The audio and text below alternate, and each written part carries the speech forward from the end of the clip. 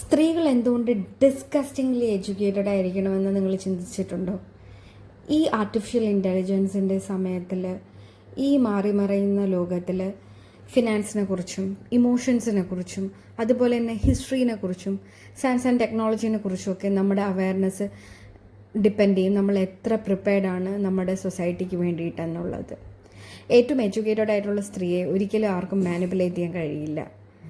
Because she is stronger than anyone's manipulation skill. Education എന്ന് പറയുന്നത് ഒരിക്കലും ഡിഗ്രീസോ അല്ലെങ്കിൽ മെഡൽസോ ഒന്നുമല്ല.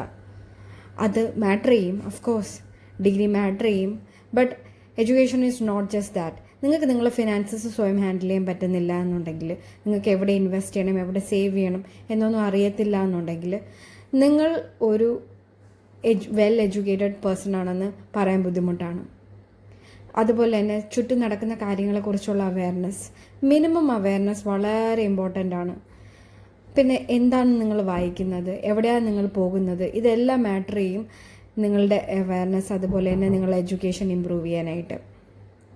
സോ റൈറ്റ് ആയിട്ടുള്ള ബുക്സ് ചൂസ് ചെയ്യുക, റൈറ്റ് ആയിട്ടുള്ള ആൾക്കാരെ സറൗണ്ട് ചെയ്യുക, റൈറ്റ് ആയിട്ടുള്ള ഇൻവെസ്റ്റ്മെൻറ്റ് ഡിസിഷൻസ് എടുക്കുക. ഇതെല്ലാം നമുക്ക് ആവശ്യമാണെങ്കിൽ നമ്മൾ അതിനെല്ലാം വേണ്ടി പ്രിപ്പയർഡ് ആയിരിക്കണം.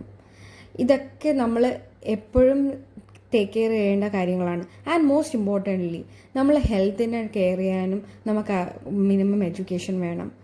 അത് എന്താണ് നമ്മുടെ ഹെൽത്ത് ഇഷ്യൂസ് എന്നും അതനുസരിച്ച് ഫുഡ് കഴിക്കാനുള്ളതെല്ലാം നമ്മൾ തീരുമാനിക്കണം.